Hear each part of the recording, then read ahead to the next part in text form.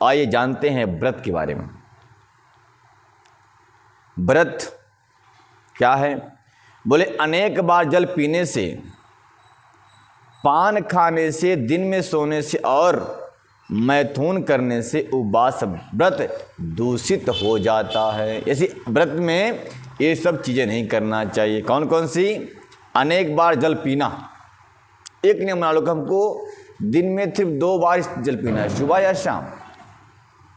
और पान भी व्रत में नहीं खाना चाहिए। इसमें लिखा है आसकृत जल पानस्य तंबूला तांबूलस्य भक्षणात् उपवासः प्रदुष्येत दिवा स्वप्नश्च मैथुनात्। मैथुनात् यानी संभोग नहीं कर, दिन में संभोग नहीं करना चाहिए। उस दिन रात में, दिन में, दोनों दिन नहीं करना चाहिए। और आसकृत जल पानस्य, बार बार जल नहीं पीना चाहिए। और तांबूलस्य भक्षा, तांबूल इत्यादि भी नहीं खाना चाहिए व्रत में। और ये क्या किसमें लिखा है? अग्नि पुराण में लिखा है। और दोस्तों बताता हूँ मेरे प्यारों, जल फल मूल दूध हविष्य घी ब्राह्मण की इच्छा पूर्ति गुरु का भजन तथा औषध, ये 8 व्रत के नाशक नहीं होते हैं। क्या क्या? जल, फल, मूल कंद मूल फल, दूध, हविष्य, घी और ब्राह्मणों की इच्छा पूर्ति, गुरु का वचन तथा औषध, ये 8 प्रकार के नाशक नहीं होते। अतः ये व्रत में भी पूर्ण किए जाते हैं। गुरुदेव आज्ञा दे दें जो करने के लिए उस कार्य को कर लेना चाहिए। व्रत चाहे भले की होगा। इसलिए लोग पूछते हैं पंडित जी ये खा लेना चाहिए क्या व्रत में? है तो वही बात कि गुरु जी आदेश करे, महाराज जी आदेश करे तो कर लेना चाहिए। फिर चाहे वो सही हो या गलत हो, मान लेना चाहिए, तो उसमें दोष नहीं लगता। जल पी लेने से व्रत में व्रत खंडित नहीं होता। फल खाने से व्रत खंडित नहीं होता। मूल यानी कंद मूल फल खाने से भी व्रत दूषित नहीं होता। दूध पीने से और घी खाने से व्रत दूषित नहीं होता। और ब्राह्मणों की आज्ञा मानने, गुरु की आज्ञा मानने और औषधि आदि का सेवन करने से व्रत खंडित नहीं होता। गोली दवाई खा लेना चाहिए व्रत में भी। तीसरी बात अच्छा, ये जो मैं बताया अभी दूसरा नंबर किसमें लिखा है? ये बौद्ध गौतम स्मृति में लिखा है। वृद्ध गौतम स्मृति में यह बात लिखी है। अष्टौ तान्यम व्रतनाग्नि आ गोप मूलम घृतम पयः हविष्य ब्राह्मणस्य काम्यम च गुरुर्वचनम औषधम। गुरु वचन के और ब्राह्मणों को वचन मान करके जो वो कह दे वो भी व्रत में कर लेना, तो व्रत नहीं छूटता, नहीं खंडित होता। तीसरा नंबर क्या आता है? ब्राह्मोक्त यज्ञबालक संहिता में लिखा है कि क्षमा, सत्य, दया, दान और शौच, पवित्रता, संयम, देव पूजा, अग्निहोत्र, संतोष तथा चोरी ना करना, ये 10 नियम संपूर्ण व्रतों में आवश्यक माने गए हैं। 10 नियम कौन कौन से हैं देख लीजिए, आप याद कर लीजिए। क्षमा, व्रत में बिल्कुल भी आप हिंसा ना करें। कोई गाली दे दे तो भी चुपचाप रहे, क्योंकि व्रत के हैं। दूसरा, सत्य बोलना, झूठ नहीं बोलना। पर दुकान में बैठना है तो पर यहाँ बता रहे हैं व्रत में दुकान में जाओ ना मत भाई, वहाँ तो 10 का तो 20 बताना ही पड़ेगा रेड ट्यूबलाइट का, है ना। हाँ, सत्य बोलने, दया करें जीवों पर और दान करें व्रत में, और पवित्र रहें। शौच मन पवित्र, हाथ पाँव दो, जूठा मुँह न रहे, हैं हमेशा पवित्र रहें। गंदे लोग अपवित्र स्थान में जाएं। और इंद्रियों का संयम, मन भटके ना विषयों में जल्दी। दूसरा, देवताओं की पूजा करता रहे, अग्निहोत्र हवन करता रहे, संतोष करे और चोरी नहीं करना चाहिए उस दिन। चोरी तो कभी भी नहीं करे, है ना। परंतु चोरी अगर करता है, चोर अगर है कोई मोबाइल चुराने वाला, गाड़ी चुराने वाला, तो व्रत अगर करता है तो वे उस दिन न करे, नहीं तो उसके व्रत का फल उसे नहीं मिलता। फिर नंबर 4 पे आ जाइए। क्या है? कास्य मासम मसूरम चाम चाणकम कोरदूषकम साकम मधुरासन्नम च त्यजेदुपोष्णं स्त्रियम। इसमें अग्नि पुराण में कह रहे हैं गोस्वामी वेदव्यास जी कि उपवास करने वाले मनुष्य को कांसे का बर्तन, मसूर, चना, कोदो, साग, मधु, पराया अन्न तथा स्त्री संग का त्याग करना चाहिए। सही बात ना। कांसे के पात्र में भोजन न करे, बर्तन न छुए। मसूर की दाल, चने की दाल, कोदो, साग, मधु, पराया अन्न तथा स्त्री संग। लोग बोलते हैं महाराज नवरात्रि का व्रत है मेरा। अच्छा, बोले उस मंदिर में भंडारा हो रहा, जाके खा लूँ क्या? जो व्रत में जाकर दूसरे घर में अन्न खाते हैं, भंडारा खाते हैं, उनका व्रत पूर्ण नहीं होता। अपने घर में ही व्रत करना चाहिए और व्रत कम से कम 24 घंटे का होना चाहिए। आज सुबह से व्रत पकड़े तो कल सुबह ही भोजन पारण होना चाहिए। 12 शाम सुबह से लेकर कल सुबह 24 घंटे। और क्या नहीं करना चाहिए महाराज? देख लो भाई, देख लो। उसे फूल, अलंकार, सुंदर वस्त्र, सुगंधित दातून आदि का भी त्याग कर देना चाहिए। हार और ज़्यादा ना पहने उस दिन। और उपवास के दिन शरीर में तेल लगाकर नहाना छोड़ दे। तेल नहीं लगाना चाहिए क्योंकि यह कुरूप बनने वाला सौंदर्य विनाशक है। और उपवास में क्या नहीं करना चाहिए तो बता रहे हैं कि उपवास के दिन लकड़ी की दातून नहीं करनी चाहिए, अन्यथा नरक की प्राप्ति होती है। उपवास के दिन जो लकड़ी आदि दातून करता है उसको नरक की प्राप्ति होती है। इसलिए दातून उंगली से कर ले, और इस उंगली से नहीं, इस उंगली से। ये उंगली गुरु की उंगली है, इसलिए दातून नहीं कहता, इसे तो आदेश कहता है। बच्चे पढ़ो, ये आदेशात्मक वाक्य है, सेवा करने वाली है। तो लोग तो इसी से रगड़ते रहते हैं। इसको कहते हैं ना, कर्णे पुष्पम कटिसूत्रम तर्जनीम दंति धावनम एक हस्त प्रणामेन रौरव नरकम ब्रजेत। इसमें वेद में लिखा है, शास्त्रों में, कि जो कानों में फूल खोजते हैं और अपने जनेऊ को कटी भाग तक रखते हैं और एक हाथ से प्रणाम करते हैं और तर्जनी से उंगली दांत साफ करते हैं, ऐसे लोग रौरव नरक में जाते हैं। इसलिए दातून उपवास में गए तो दातून इससे घिस लें, नहीं तो ब्रश कर, लकड़ी बता ना, ब्रश कर सकते हैं, है ना। हाँ, अब हम आपको कल प्रणाम के बारे में बताएंगे। कुछ लोग प्रणाम करते हैं तो घुटने के ऊपर कर लेते हैं, पता नहीं लगता कहाँ हाथ लगा देंगे। इसलिए प्रणाम कहाँ करना चाहिए? चरणों में करना चाहिए। वो हम आपको कल बताएंगे। तब तक के लिए भी हम राम कथा शुरू करते हैं मेरे प्यारों। बोलो मर्यादा पुरुषोत्तम श्री राम की जय। श्री कृष्ण कन्हैया लाल की जय। श्री सरस्वती मैया की जय। अब राम जी का राज्याभिषेक की तैयारी, सब खलबली मची हुई है। कहाँ?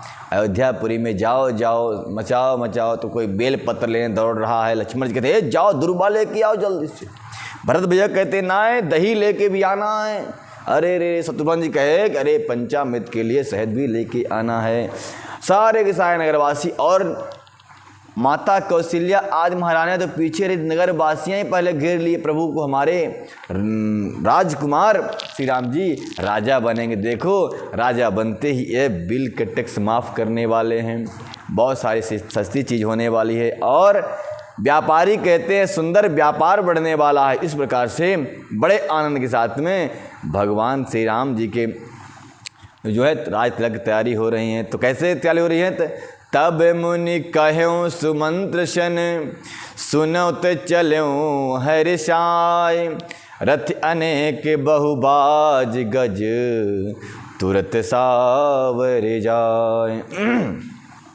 गोस्वामी जी लिखते हैं कि राज्य की तैयारी करने के लिए, अभिषेक करने के लिए सुमंत्र जी को गुरुदेव भगवान ने आदेश किया। तो गुरुदेव ने आदेश करते ही सुमंत्र जी कई रथों में सामान भर लिए और रथ जोत दिए। घोड़े हाथी रथ ये सब अनेकों चल दिए और जहाँ तहाँ धावन पठाई पुनि मंगल द्रव्य मगाई। हरसि समेत वशिष्ठ पद मुनि सिरनाय हुमात। और प्रे गुरुदेव भगवान की आज्ञा पा करके विश्वामित्र जी शुभमंत्र जी उनके चरणों में मस्तक नवा दिए। फिर क्या होता है आगे देख लीजिए क्या हुआ। अवधपुरी अति रुचिर बनाई, देवन सुमन वृष्टि झरिलाई। राम कहाँ से कहीं बुलाई, प्रथम स कहीं अन बावहु जाई।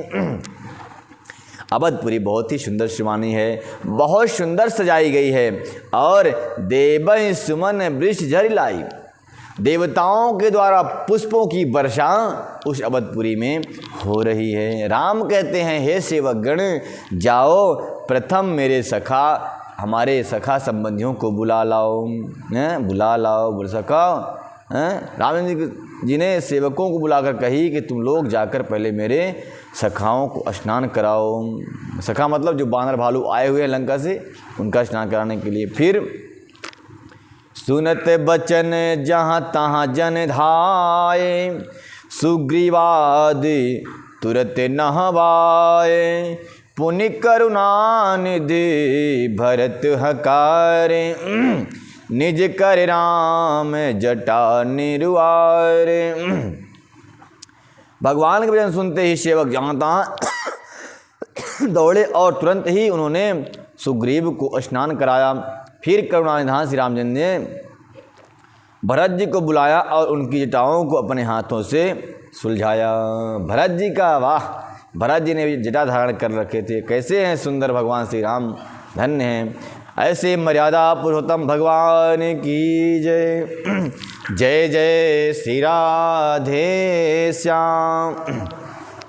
ये धुआं कहाँ हो रहा है? सुनते बच आहवाए प्रभु तीन्यू भाई, भगत बछल कृपाल रघुराई। भरत भाग्य प्रभु को मलताई, शेष कोटि सत्य सकहि न गाई। तदंतर भक्त बत्सल प्रभु कृपाल प्रभु श्री रघुनाथ जी ने तीनों भाइयों को स्नान कराया। भरत जी का भाग्य और प्रभु की कोमलता का वर्णन अरबों से भी नहीं कर सकते, क्योंकि सम भगवान जिसके बालों को सुलझा रहे हैं ऐसे भरत जी।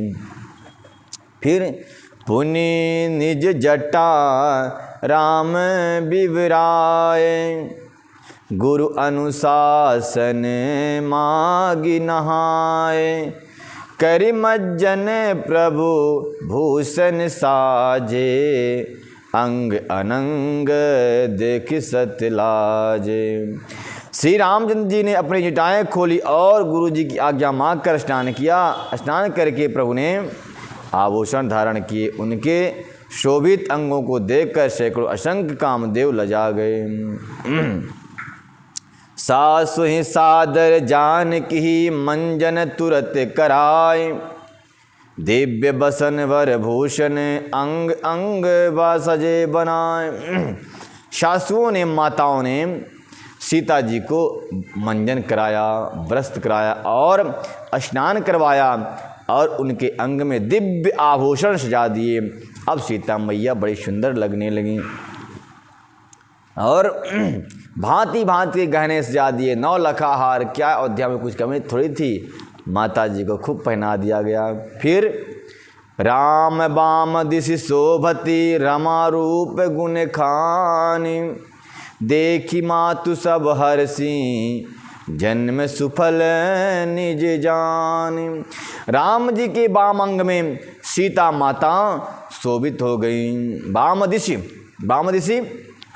राम वाम दिशि शोभित रमा। हाँ, बाईं अंग में सीता जी जो कभी सिंहासन में बैठे या कार में बैठे, गाड़ी में बैठे, घर में बैठे, सोफे पे, तो पत्नी को अपने दाहिने अंग में पत्नी रखे, अपने पति को, पति अपने पत्नी को बाएं अंग में रखना चाहिए।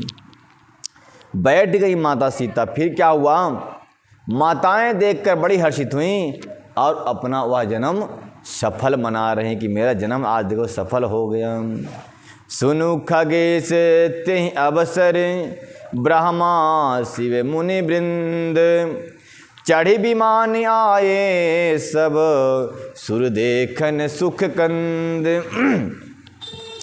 कागभूषुंडी जी कहते हैं, हे गरुण जी, हे पक्षीराज, सुनिए, उस समय ब्रह्मा जी, शिव जी और मुनियों के समूह था।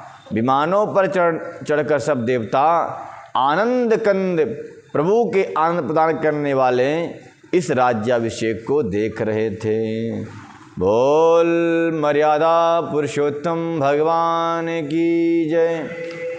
जय जय श्री राधे श्याम। फिर क्या हुआ? प्रभु बिलोक मुनि मन अनुरागा, तुरत दिव्य सिंहासन मांगा। रवि सम तेज सो बरनि न जाई, बैठे राम दुजहि सुर नाई। प्रभु को देखकर मुनि वशिष्ठ जी मन में प्रेम भराया। प्रभु को देखकर मुनि वशिष्ठ जी के मन में प्रेम भर आया।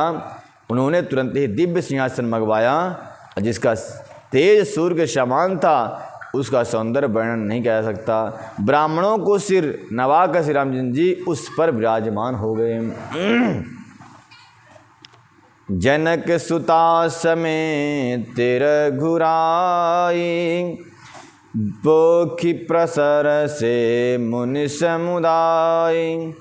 वेद मंत्र तब दुजहि उचारे, नभ सुर मुनि जय जयति पुकारे। जनक सुता समेत रघुनाथ जी जो हैं अपने मुनियों के समुदाय को अत्यंत, जनक सुता के साथ में मुनियों के समुदाय ने देखा राम जी को, अत्यंत हर्षित हुए। तब ब्राह्मणों ने वेद मंत्रों द्वारा पाठ उच्चारण किया। आकाश में देवता मुनि महात्मा संत जो है जय जयकार करने लगे, ऐसी पुकार करने लगे। प्रथम तिलक वशिष्ठ पुनि कीन्हा, पुनि सब विप्रहि आय सुदीन्हा। सुतिल बिलोकी हरसी महतारी, बारे बारे आरती उतारी। माता जी ने अपना बड़ा सौभाग्य माना, देखो मेरा पुत्र आज राजा बन गया। राज तिलक गुरुदेव भगवान कर रहे हैं, ब्राह्मण गण कर रहे हैं। राज्य का आधिपत्य उनको राम को मिल गया। सुन बिलोक हर्षी महतारी, महतारी कौशल्या मैया राम जी को देख करके हर्षित हो गई। बार बार आरती उतारती है अपने पुत्र की मैया। विप्रहिदान विविध विधि दीने, जाचक सकल अजाचक कीन्हे। सिंहासन पर त्रिभुवन साई, देखि सुरहि दुम दुभी बजाई। उन्होंने ब्राह्मणों को अनेकों प्रकार के दान दिए और संपूर्ण याचकों को याचक बना दिया, अयाचक बना दिया। मतलब जिस जो मांगते थे दक्षिणा, उनको इतना दिया कौशल्या मैया ने कि जीवन में वो कुछ मांगना ही छोड़ दिए। हमेशा हमेशा के लिए दे दिया, जाओ अब आपको मांगने की आवश्यकता नहीं है। और क्या हुआ? बुरे माला माल कर दिया त्रिभुवन के स्वामी श्री रामचंद्र जी को। अयोध्या के सिंहासन पर विराजमान होकर के देवता लोगों ने देखा तो नगाड़े बजाना शुरू कर दिया। नभ दुम दुबी बाजहि विपुल, गंधर्व किन्नर गावहीं। नाचहि अपक्षरा वृंद, परमानंद सुर मुनि पावहीं।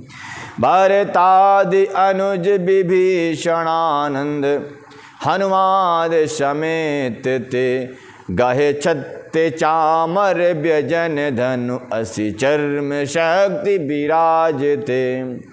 ये राम जी को सिंहासन में विराजमान होकर के आकाश में दुमदुई बजने लगी, गंधर्व किन्नर गावने लगे और अप्सराएं नाचने लगीं। परमानंद में मगन हो गए सूर्य मुनि और देवता गाने लगे। और भरत आदि अनुज विभीषण, अंगद, हनुमान समेत सब जो हैं छत्र चमर, कोई लेता है, कोई छत्र लेता है, कोई वजन लेता है, कोई धनु लेता है, कोई चर्म शक्ति लेकर विराजता है, प्रभु के सामने आते हैं उनकी सेवा के लिए। श्री सहित दिन करे वंश भूषण, काम बहु छवि सोहहि, नभ अम्बुधर बर गात अंबर, पीत सुर मन मोहहि, मुकुटांगदादि विचित्र भूषण, अंग अंगहि प्रेति सजे, आ अम्भोज नयन विशाल उर भुज, धन्य नर निरखंति जे। कहते हैं अपने श्री के साथ में यानी लक्ष्मण सीता जी के साथ में, सूर्य वंश के भूषण काम को अपनी बाहुओं में धारण करने वाले, नव अम्बुधर बरगात ओंबर, पीत सुरमन मोहि। कहते हैं उनका सुंदर वस्त्र पीला पीला समस्त प्राणियों के मन को मोहने वाला था, और अनेकों कामदेव के समान उनकी भुजाएं विशाल थी, सुंदर स्वरूप था,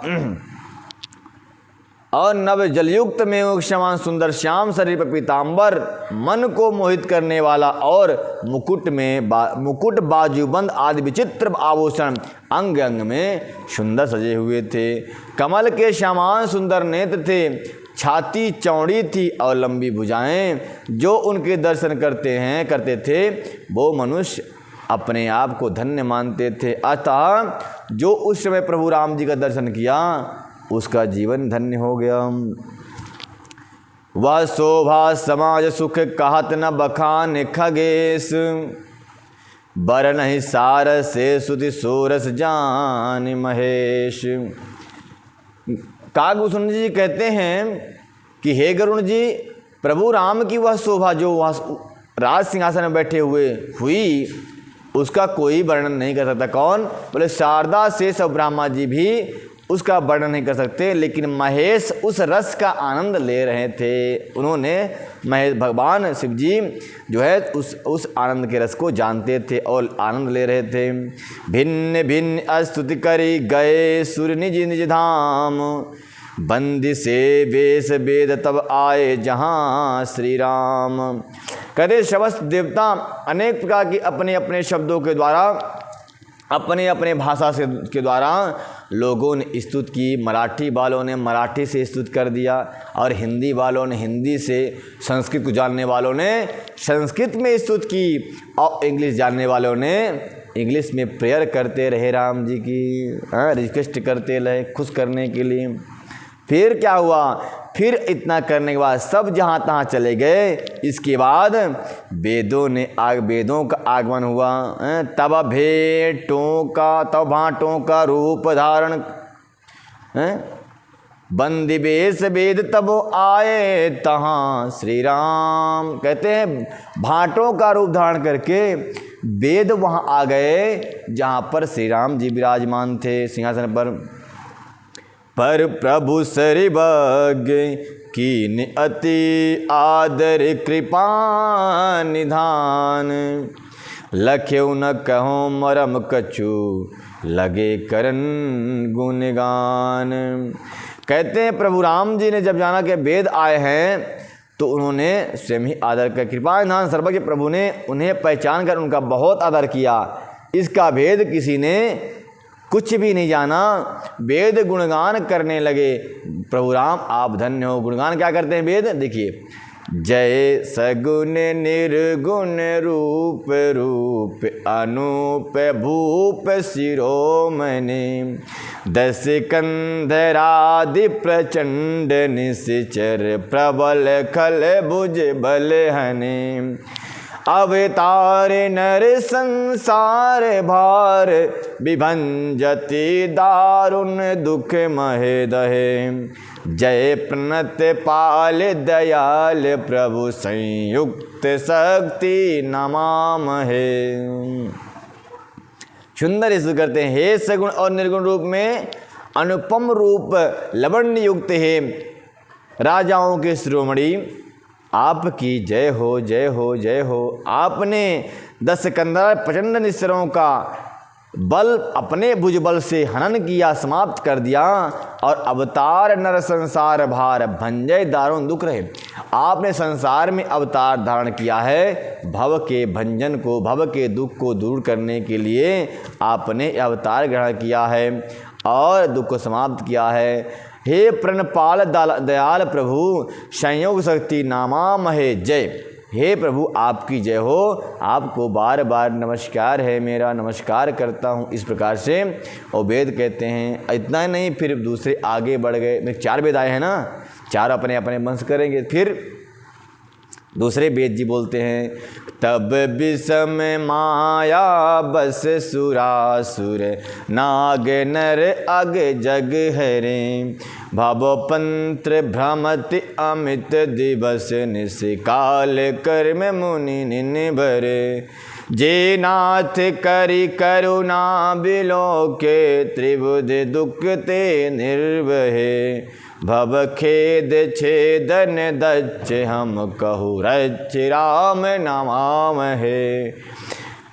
कहते हैं वेद, हे प्रभु आपकी दुस्तर माया के वशीभूत होने के कारण सुर नाग, देवता, राक्षस, नाग, मनुष्य और चर, अच्छा सभी काल कर्म और गुणों से परे हुए, उनके वशीभूत हुए, नित रात अनंत भाव आगमन के मार्ग में भटक रहे हैं। हे नाथ, इनमें से जिनको आपने कृपा की दृष्टि से देख लिया है, वह माया जनित तीनों प्रकार के दुखों से छूट गए।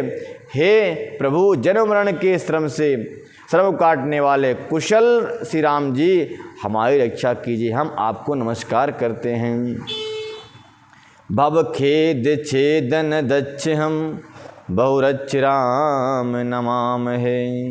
वेद कहते हैं, आप भव के भय को हरण करने वाले, हे राम जी मैं आपको प्रणाम करता हूँ। जो भक्त वही संसार सागर से तरता है, जिसको आप कृपा की दृष्टि से देख लेते हैं। बाकी कोई तरने वाला नहीं, सब डूबने वाले हैं, क्योंकि सब ने माया के चक्कर में खुद को भूल गए हैं। ऐसे वेद कहते हैं। और वेद रुके नहीं, तब 3 नंबर वाले वेद कहते हैं, जे ज्ञान मान विपत्ति, तब भव हरनि भक्ति न आदरी, ते पाय सुर दुर्लभ पदादप, परत हम देखत हरि, विश्वास करि सब आस परिहर, दास तब जे होई रहे, जप नाम तब बिनु श्रम तरहि, भव नाथ सो समराम है। नाम की महिमा कहा इन वर्ण ऋग यजुर शाम वेद करने कहते हैं, हे प्रभु आपके नाम की महिमा बता रहा हूँ। जिन्होंने मिथ्या ज्ञान के अभिमान में विशेष रूप से मतवाले होकर जन्म मृत्यु के भय होने वाली आपकी भक्ति का आदर नहीं किया है, हे हरि हे राम, उन्हें देव दुर्लभ देवताओं को भी बड़ी कठिनाई से प्राप्त होने वाले ब्रह्मा आदि के पद को पाकर भी हम उस पद से नीचे गिर जाते हैं। परंतु जो सब आशाओं को छोड़कर आप पर विश्वास कर लेते हैं, करके दास हो रहे हैं, वे केवल आपके नाम को ही जप कर बिना ही परिश्रम के भव सागर से वो तर जाते हैं। ऐसे आपका हम स्मरण करते हैं राम जी, आपके उस नाम का हम चिंतन करते हैं, मनन करते हैं, ध्यान करते हैं। अब 3 वेद हो गए। अब चौथे वेद क्या कहते हैं, अथर्ववेद सुन लीजिए कि जे चरण शिव अज पूज्य, रज भूष सरिस मुनि पाति नितरी, नख निरता नर्ग निर्गता पुनि बंदिता, त्रैलोक पावन सुरसरी, ध्वज कुलिस अंकुश कंज, जुत बन फिरत कंटक किन लहे, पद कंज द्वंद मुकुंद राम, रमेश नित्य भजामहे, आप व्यक्त मूल मनादि तरु त्वच चर निगाम गणम भजे, सटकंद शाखा 25 अनेक पर सुमन घने, फल जुगल विधि कटु मधुर बेली, अकेली जहीं आश्रित रहे, पल्लव फूलत नवत नित्य संसार बिटप नमाम है। दे ब्रह्म आजम द्वैत मनुभाव मम पर धावहीं। ते कहूँ जानहु नाथ हम तब सगुन जस नित्य गावहीं। करुणा तनय प्रभु सद्गुना कर देव यह बर मागहीं। मम मन बचन कर्म विकार तज तब चरण हम अनुराग ही। बहुत सुंदर बात कहते हैं वेद। क्या कहते हैं? हे प्रभु, मैं समस्त विकारों को त्याग करके मन वचन और कर्म से आपके चरणों का अनुराग करूं, रति करूं, उसी में प्रीति करूं। बहुत सुंदर बात है। जो भगवान के चरणों से वंचित रहा, निश्चित रूप से उसका जीवन सफल नहीं हुआ। वह तो या 2 साल में मरेगा, या 10 साल में मरेगा, या 20 साल में मरेगा, 30 साल या 40 साल में तो मर ही जाएगा वो, क्योंकि वो चरण से अनुराग नहीं है, 100 साल की जिंदगी जी नहीं सकता। यहाँ वेद भगवान स्तुति कर रहे हैं कि जो चरण शिव जी और ब्रह्मा जी के द्वारा पूज्य हैं तथा जिन चरणों से कल्याणमयी रज की स्पर्श कर पाकर शिला बनी हुई गौतम ऋषि की पत्नी अहिल्या तर गई, जिन चरणों के नख से मुनियों द्वारा वंदित त्रैलोक पावन करने वाली गंगा जी का प्राकट्य हुआ, ध्वज अंगज अंकुश और कमल इन चिन्हों से युक्त जिन चरणों में वन में फिरते समय कांटे चुभ जाने से और खड्डे पड़ गए हैं, वे मुकुंद हे राम हे रमापति, हम आपके उन्हीं दोनों चरण कमलों को नित्य भजते हैं, स्तवन करते हैं, स्मरण करते हैं। और अव्यक्त मूल मनादि तरुत्वच चारि निगिमागम भजे। कहते हैं प्रभु, वेद शास्त्रों ने कहा है कि जिसका मूल अव्यक्त प्राकृत है, जो प्रवाह रूप से अनादि हैं, जिनके 4 त्वचाएँ, 6 तने, 25 शाखाएँ और अनेकों पत्ते हैं और बहुत से फूल हैं, जिनके कड़वे और मीठे 2 प्रकार के फल होते हैं, जिस पर एक ही बेल है जो उसी के आश्रित रहती है। इसमें नित्य नए नए पत्ते और फूल निकलते रहते हैं। ऐसी संसार वृक्ष रूप विश्व में प्रकट आपको हम नमस्कार करते हैं, ऐसा वेद भगवान कह रहे हैं। और क्या कहते हैं?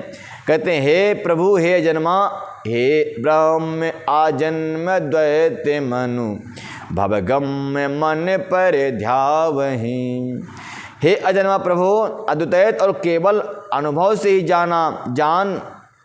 जाना जाता है और मन से परे हैं। कहते हैं ब्रह्मा अजन्मा है, ब्रह्म अजन्मा है, अद्वैत है, मतलब जिसको जान पाना बड़ा ही कठिन है। अच्छा, मन से जान नहीं सकते, फिर क्या होता है?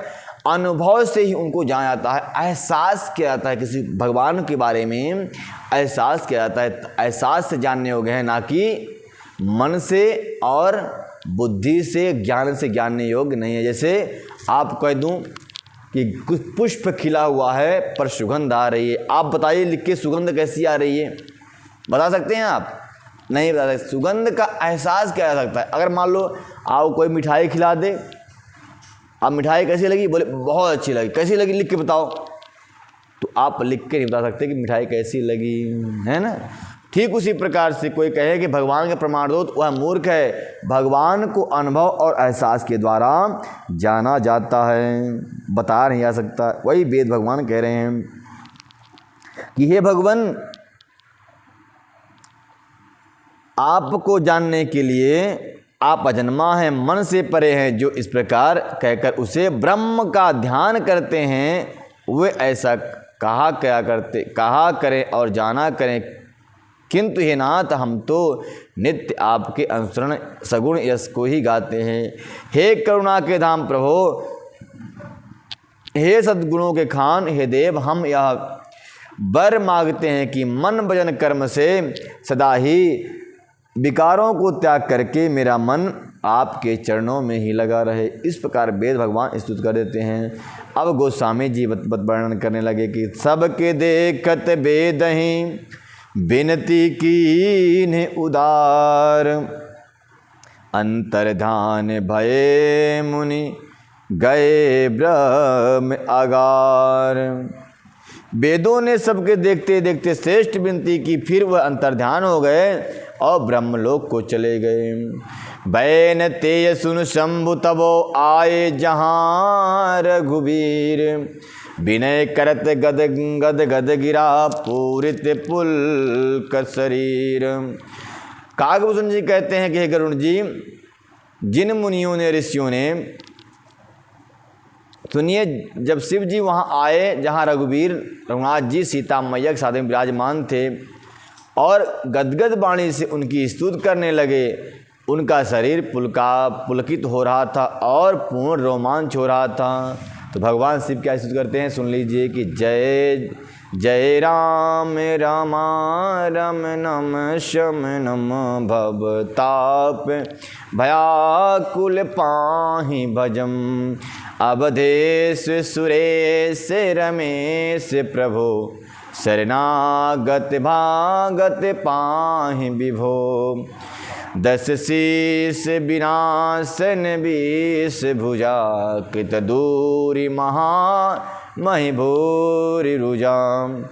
रजनीचर वृंद पतंग रहे, सर पावक तेज प्रचंड दहे। महिमंडल मंडन चारुतरम, निधसायक चाप निसंबरम। मदमोह महाममता रजनी, तम पुंज दिवाकर तेज अनी। भजतात किरात महिमंडल मंडल नेत स्वयं, धर चाप चाप निशंग बरम। मन जात किरात निपात किए, मृगलोग कुभोग सोहन ये। हतिनाथ अनाथ पाहि हरे, विषया बन पावर धूल पर। भगवान कहते हैं, आप पृथ्वी मंडल के अत्यंत सुंदर भूषण हैं, आप श्रेष्ठ बाण धनुष और तारकस धारण करते हैं।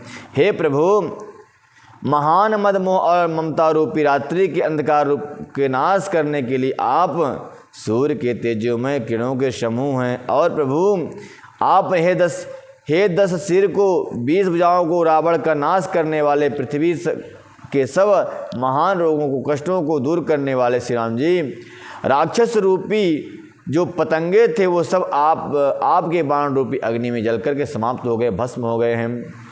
और भगवान शिव कहते हैं, हे मर्यादा पुरुषोत्तम, आपकी जय हो, आपकी जय हो, आपकी जय हो।